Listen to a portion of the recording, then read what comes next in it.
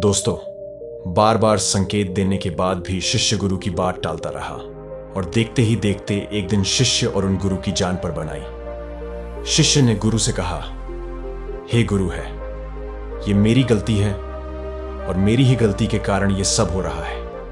आप मुझे सजा दीजिए और मुझे ये भी समझाइए कि आखिर हम कामों को क्यों टालते हैं। गुरु ने कहा, नहीं, इस बार मैं तुम्हें कुछ नहीं समझाऊंगा, बल्कि इस बार तुम खुद ही अपने मन के भीतर झांको, खुद को जानो और मुझे भी उपदेश दो कि आखिर कोई भी व्यक्ति अपने जीवन के जरूरी काम को क्यों टालता है। ये कहानी है एक गुरु और दो शिष्यों की। गुरु और शिष्य पहाड़ की तलहटियों में एक छोटी सी कुटिया में रहा करते थे। एक दिन उन गुरु ने अपने दोनों शिष्य को अपने पास बुलाया और उनसे कहने लगे, देखो, हमारे पास जो चावल है वो बहुत जल्द खत्म होने वाला है और बहुत ही जल्द वर्षा का मौसम भी आने वाला है। इसीलिए मैं चाहता हूं कि तुम दोनों कल ही गांव के लिए निकल पड़ो और वहां से चावल खरीद कर लाओ। दोनों शिष्यों ने गुरु की बात मान ली और वे दोनों अगली सुबह सूरज की पहली किरण के साथ ही गांव की ओर निकल पड़े। लेकिन केवल कुछ ही समय के बाद वे दोनों शिष्य वापस आश्रम लौट आए। आश्रम आने के बाद उन गुरु ने अपने उन दोनों शिष्यों से कहा, क्या बात है, तुम दोनों इतनी जल्दी कैसे लौट आए? क्या तुमने चावल लाया? इस पर उन दोनों शिष्यों ने नामे सर हिलाते हुए कहा, नहीं। तभी वह गुरु उन दोनों शिष्यों से कहते हैं, आखिर तुम दोनों खाली हाथ क्यों लौट आए?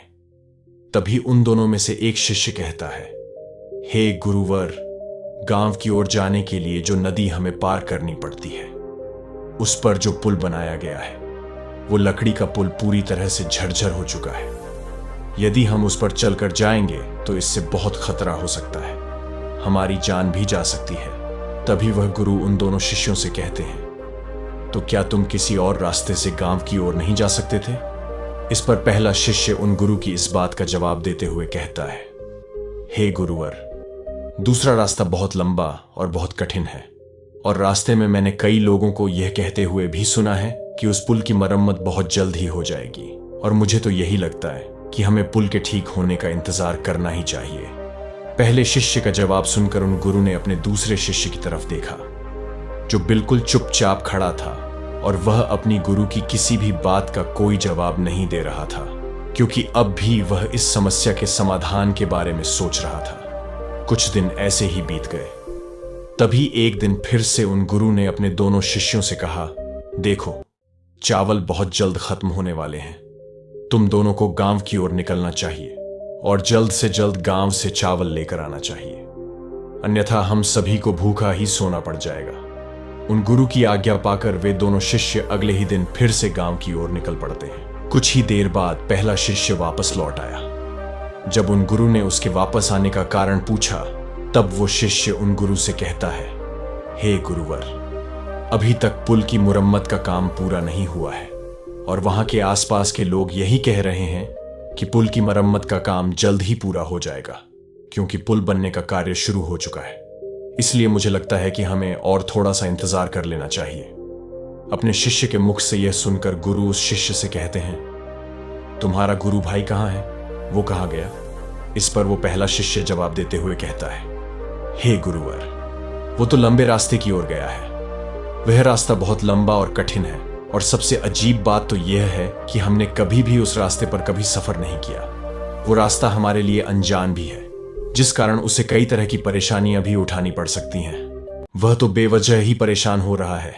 बस 2 से 3 दिनों में पुल का काम खत्म हो जाएगा और फिर मैं खुद जाकर गांव से चावल लेकर आ जाऊंगा। पहले शिष्य के मुख से ये सारी बातें सुनकर गुरु चुपचाप रहे।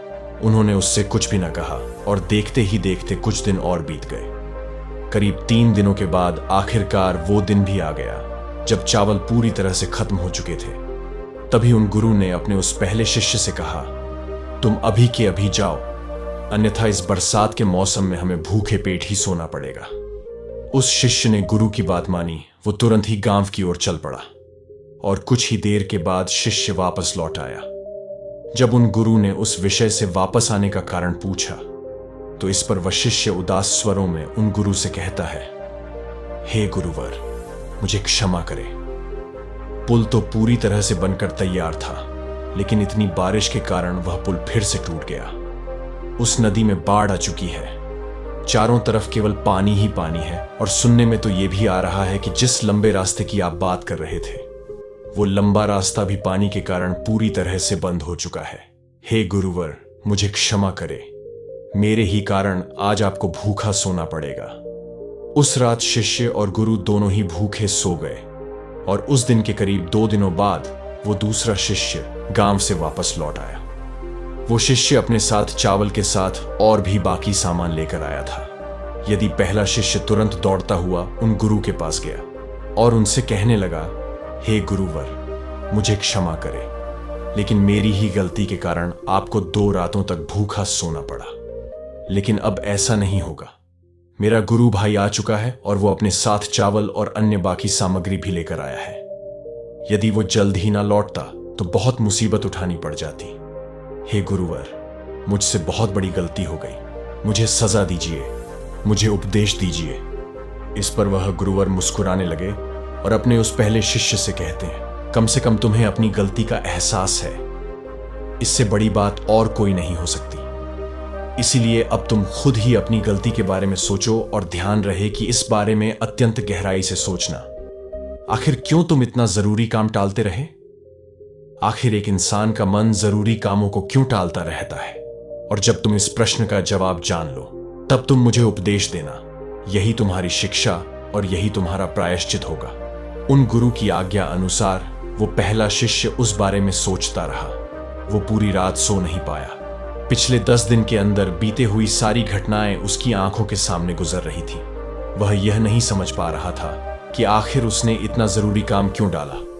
यही सोचते सोचते काफी समय बीत गया और आखिरकार उसे गहरी नींद आ गई। जब वह सुबह उठा तो वह सबसे पहले ध्यान करने बैठा।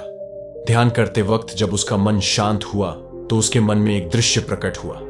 उस शिष्य ने देखा जीवन शक्ति अर्थात उसके गुरु, जो उसे बार बार ये संकेत दे रहे थे कि उठो, आगे बढ़ो, इस कार्य को पूरा करो। लेकिन वह तो केवल बाहरी कारण ही देखता रहा, अर्थात वह नदी जिसमें बाढ़ आने के कारण वह पुल पूरी तरह से तहस नहस हो चुका था, जिन पर कभी भी भरोसा नहीं किया जा सकता।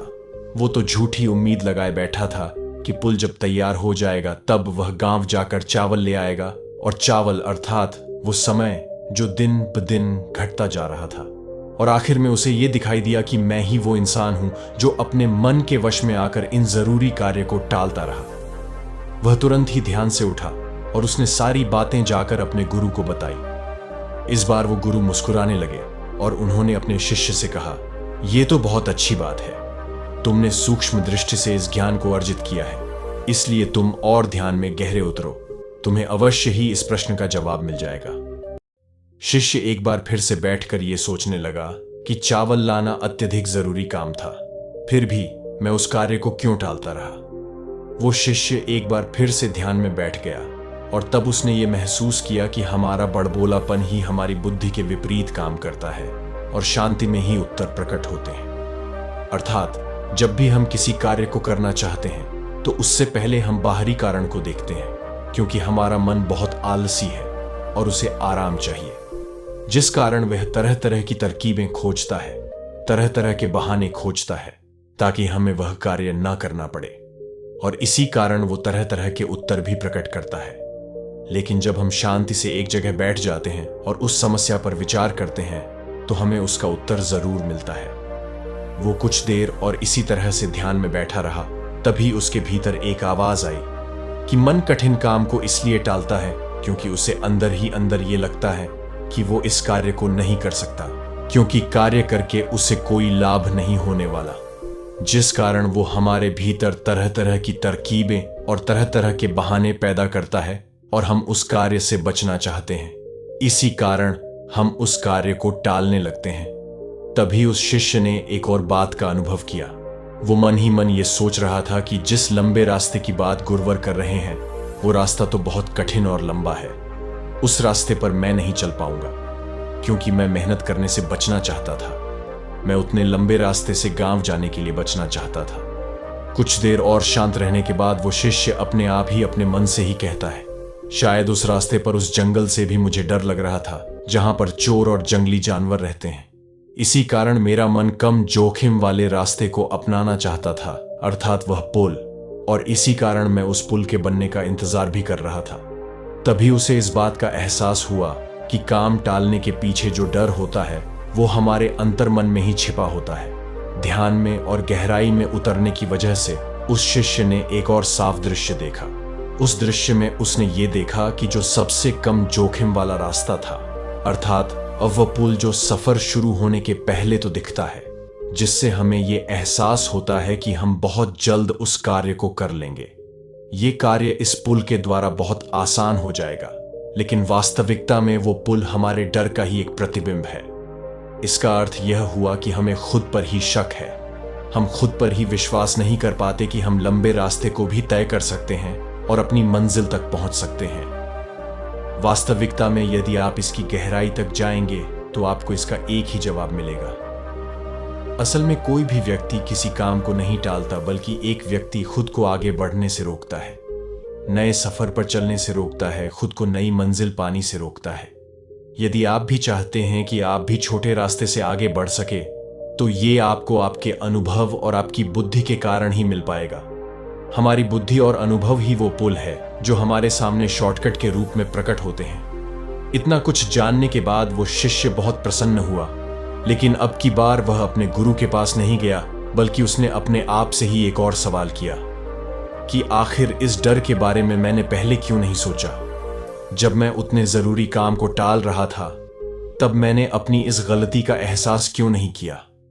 तभी उसके भीतर से एक और आवाज आई, और वह यह थी कि ये तो मन के शांत होने पर ही संभव है, क्योंकि जब हमारा मन शांत नहीं होता तब हम किसी भी प्रकार के निर्णय नहीं ले पाते।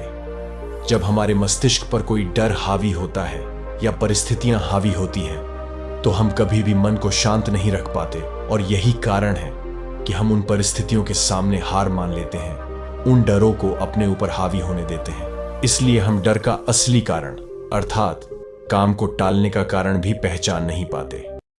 तभी उसी ने खुद से ही कहा, यदि मैं उस डर का कारण समझ जाता तो मैं उस दूसरे शिष्य के साथ जरूर जाता, या फिर किसी और व्यक्ति को लेकर मैं चावल की खरीदारी के लिए अवश्य जाता, लेकिन इस कार्य को कभी ना टालता। इतना कुछ जान लेने के बाद वह शिष्य अपने गुरु के पास पहुंचा और उसने अपने गुरु से कहा, हे गुरुवर, 2 दिनों तक शांत रहने के बाद मैंने इस प्रश्न का जवाब जान लिया है कि आखिर मेरे काम टालने के पीछे क्या कारण था। इस पर वो गुरुवर शिष्य से कहते हैं, तो तुमने क्या जाना।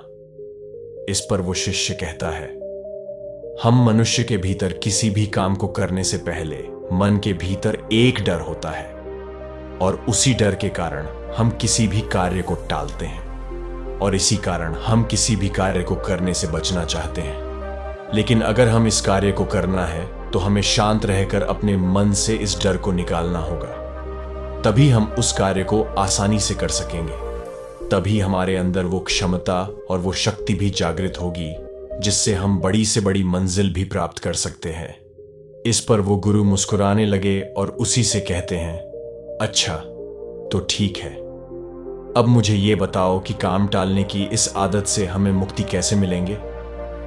गुरु का ये प्रश्न सुनकर वो शिष्य वहीं पर शांत बैठ गया, और कुछ देर शांत रहने के बाद उसने गुरु के इस प्रश्न का जवाब देते हुए कहा, हे गुरुवार, डर का असली कारण अहंकार है, और जब तक अहंकार है तब तक एक इंसान सीमित अवस्था में ही सो सकता है, और तब तक इसे किसी न किसी प्रकार का डर बना ही रहेगा, और इसी कारण कोई भी व्यक्ति अपने आप को खुद ही आगे बढ़ने से रोकता रहेगा। किंतु जितना हमारा मन शांत होता जाएगा, उतना ही हम अपनी सांसों के प्रति सचेत होते जाएंगे, और उतनी ही आसानी से हम अपने आप पर हावी हुए उस डर को भी देख पाएंगे, और उतनी ही आसानी से हम उस काम को टालने से बच भी पाएंगे। अपने शिष्य के मुख से ये जवाब सुनकर गुरु मुस्कुराने लगे। उनके चेहरे पर एक हल्की सी मुस्कान आ गई। उसके बाद वो वहां से चले गए। वो शिष्य भी इस बात से पूरी तरह से संतुष्ट था। वो अपने जवाब से पूरी तरह से संतुष्ट था। उसने उन गुरु को प्रणाम किया और वापस अपने कमरे की ओर चल पड़ा। दोस्तों, जब हमारा अहंकार नियंत्रण में नहीं होता तब हम भी इसी प्रकार की गलतियां करते हैं। तब हम भी डर के साए में जीते हैं। अगर इस डर से छुटकारा पाना है तो शांत मन से फैसला लीजिए। इसी के साथ में उम्मीद है कि आपको आज की वीडियो जरूर पसंद आई होगी, तो लाइक और शेयर करने के साथ चैनल को सब्सक्राइब और घंटी बटन को जरूर दबा दीजिएगा। चलिए फिर मिलते हैं एक और वीडियो में। तब तक के लिए अपना ख्याल रखें। धन्यवाद।